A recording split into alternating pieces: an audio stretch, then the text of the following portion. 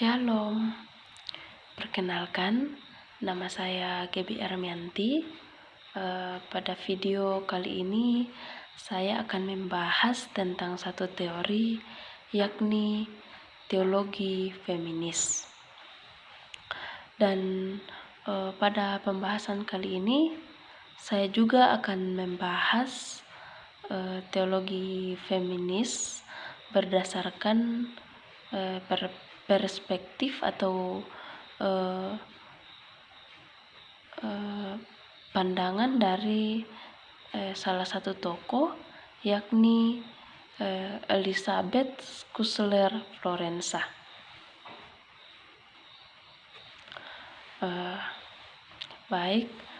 Ketika kita berbicara tentang feminisme, maka feminisme pada dasarnya menyoroti tentang ketidakadilan yang dialami oleh kaum perempuan akibat adanya diskriminasi berdasarkan jenis kelamin, dan hal ini sudah berlangsung selama berabad-abad, terutama dalam struktur patriarki.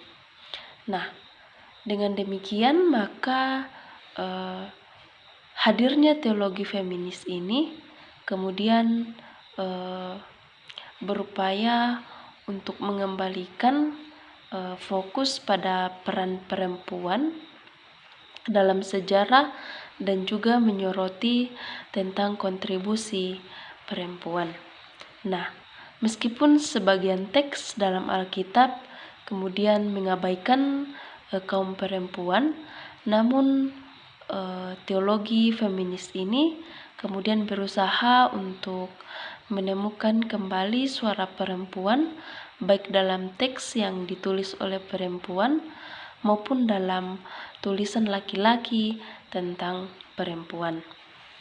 Sehingga kemudian beberapa orang mendefinisikan teologi feminis sebagai sebuah pendekatan teologi yang berfokus pada advokasi kesetaraan dan juga kemitraan, di mana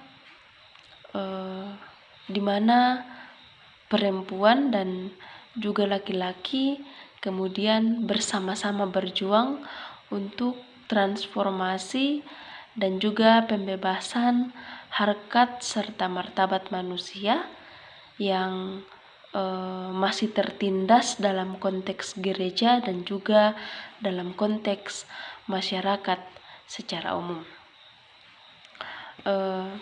Kemudian pada awal tahun 1960-an ada sekelompok teolog wanita bersama dengan mahasiswi seminar yang kemudian menciptakan sebuah cabang teologi baru yang mereka sebut dengan teologi feminis.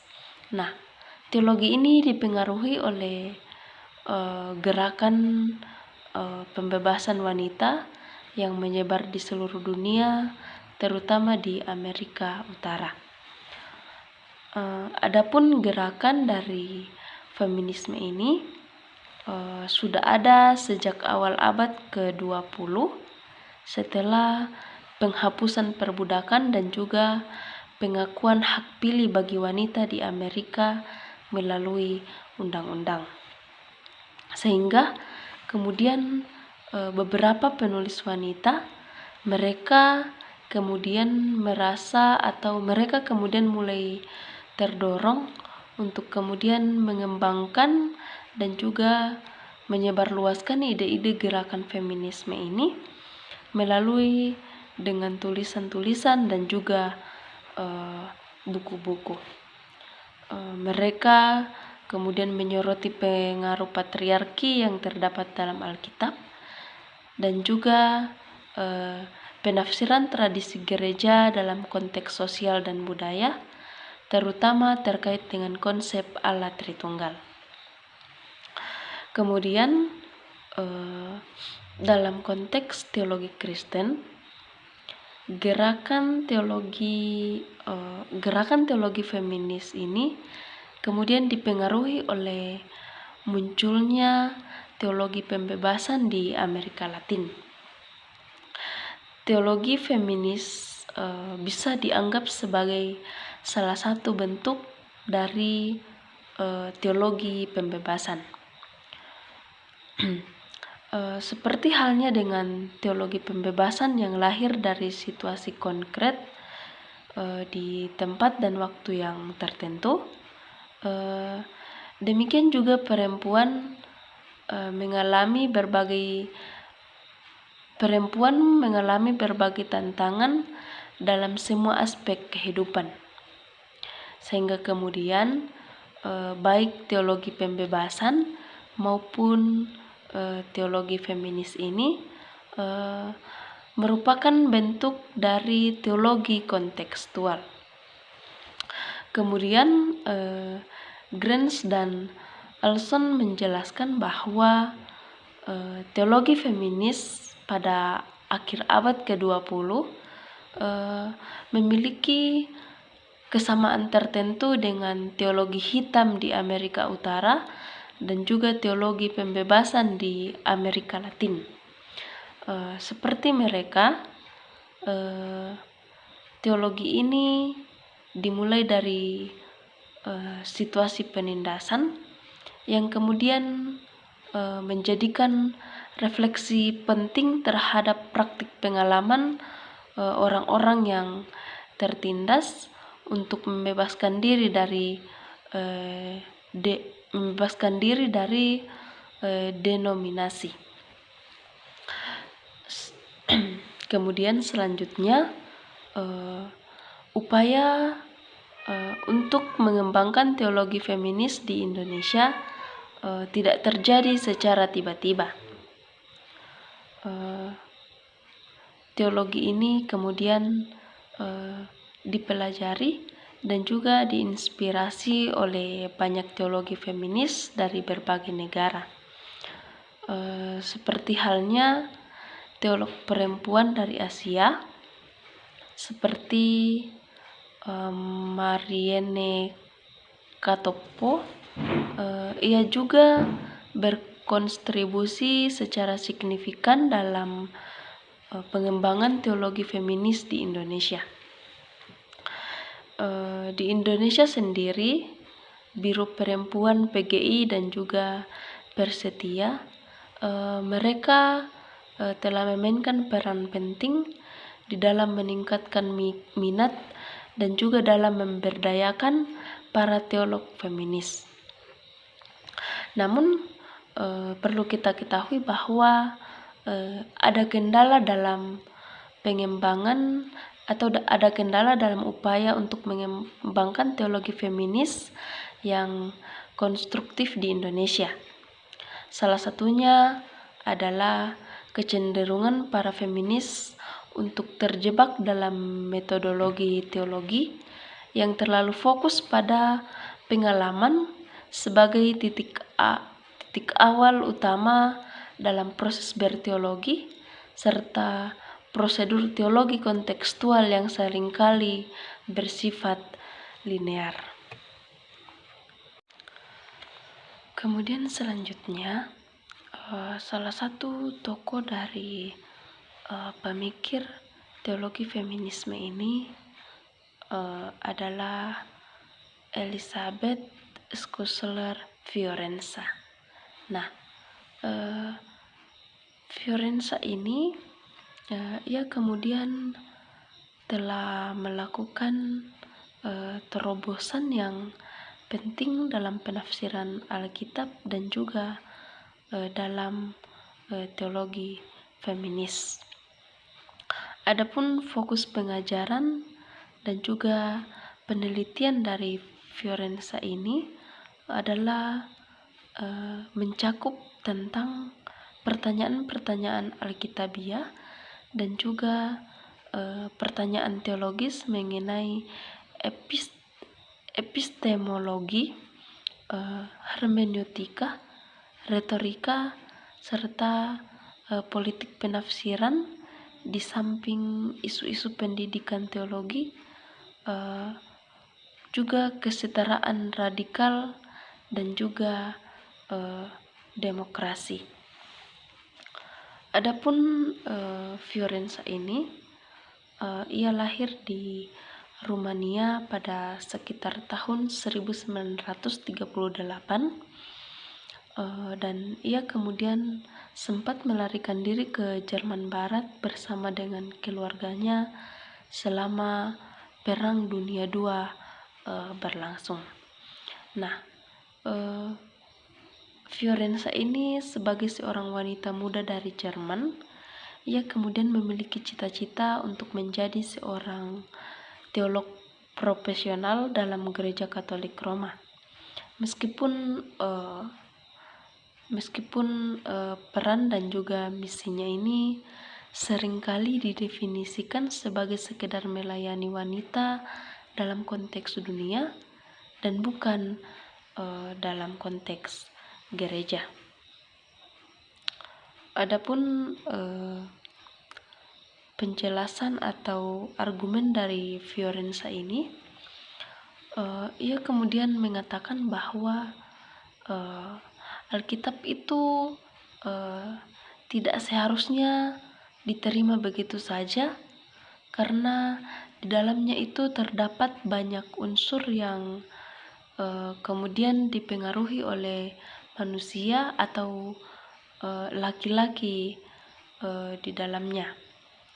Ia kemudian menekankan bahwa untuk mengubah posisi perempuan, maka penting bagi kaum perempuan itu sendiri atau penting bagi mereka untuk kemudian mempelajari teologi.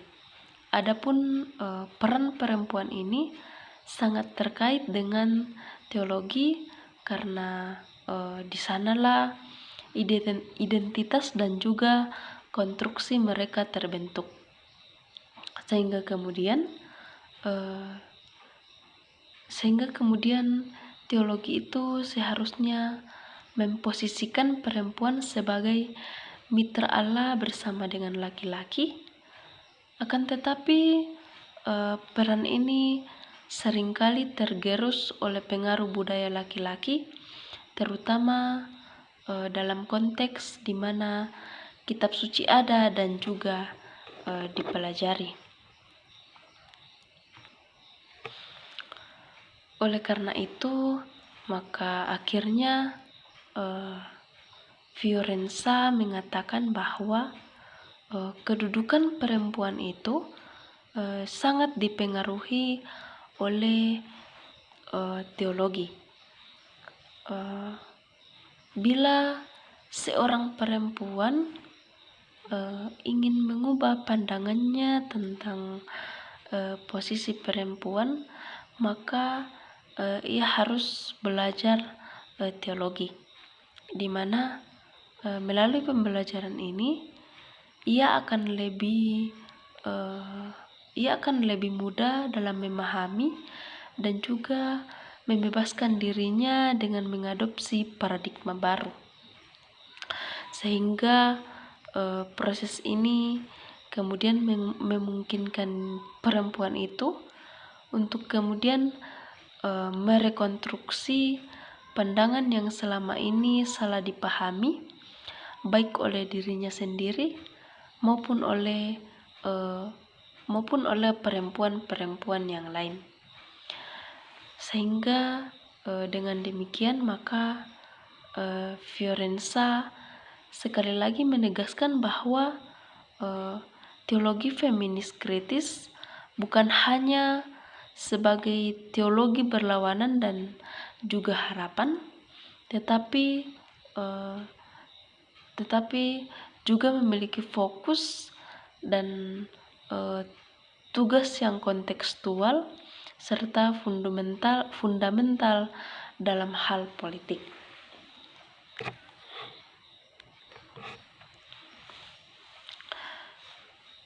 Dengan demikian, maka adapun pokok pemikiran dari teologi feminis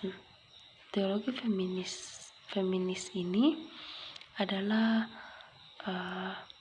teologi feminis ini berangkat dari pengalaman-pengalaman yang dialami oleh perempuan yang kemudian mereka menolak adanya sistem patriarki, yaitu struktur masyarakat di mana laki-laki ini dianggap lebih superior,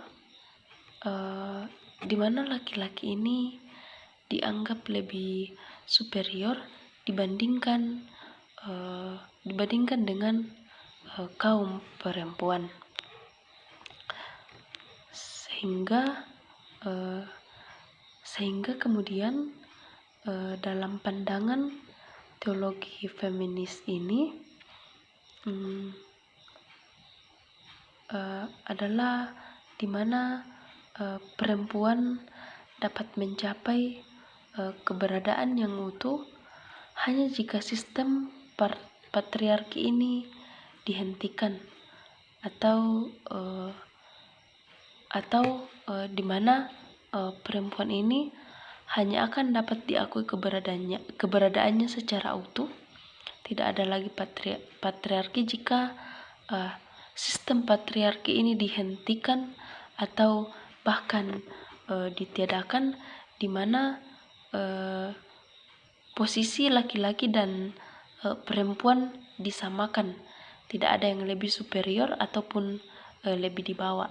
Jadi perempuan akan bisa mencapai keberadaan yang utuh jika perempuan dan juga laki-laki ini dianggap sebagai rata, tidak ada lagi sistem patriarki.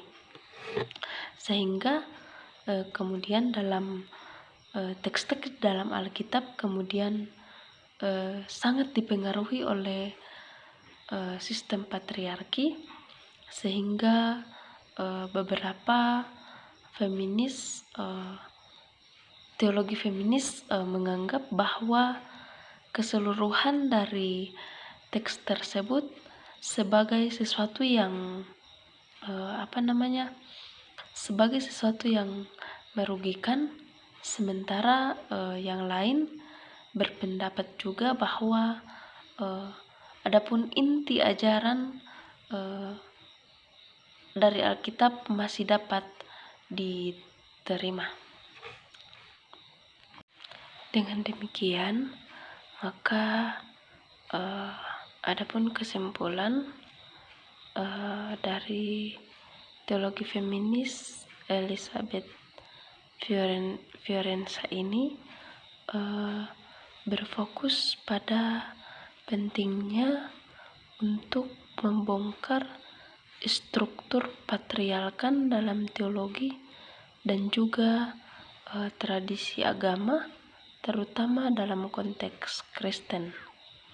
Fiorenza kemudian mengkritik bagaimana sejarah gereja dan juga interpretasi Alkitab telah dikembangkan secara dominan oleh laki-laki, seringkali mengabaikan, merendahkan, bahkan menghapus peran perempuan dalam sejarah keagamaan. Sehingga dalam pandangannya, struktur ini kemudian menciptakan pemahaman teologis yang tidak seimbang dan berkontribusi pada penindasan perempuan di dalam gereja dan juga di dalam masyarakat. Sehingga kemudian agama, khususnya dalam agama Kristen, mereka harus menjalani transformasi yang secara mendalam, yang memungkinkan pembacaan ulang dari teks-teks Alkitab atau teks-teks kitab suci dengan cara yang adil, dengan cara yang membebaskan, dan juga dengan cara yang inklusif, di mana perempuan ini harus diakui secara subjek aktif dalam iman, sejarah, dan juga dalam komunitas.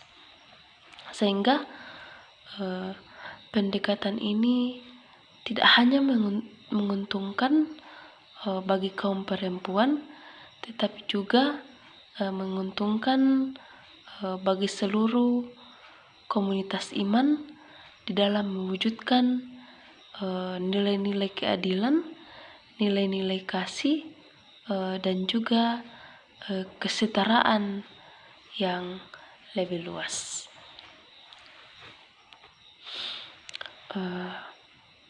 Demikian video singkat dari saya. Semoga apa yang sudah saya bahas boleh dipahami dengan baik. Sekian dan terima kasih.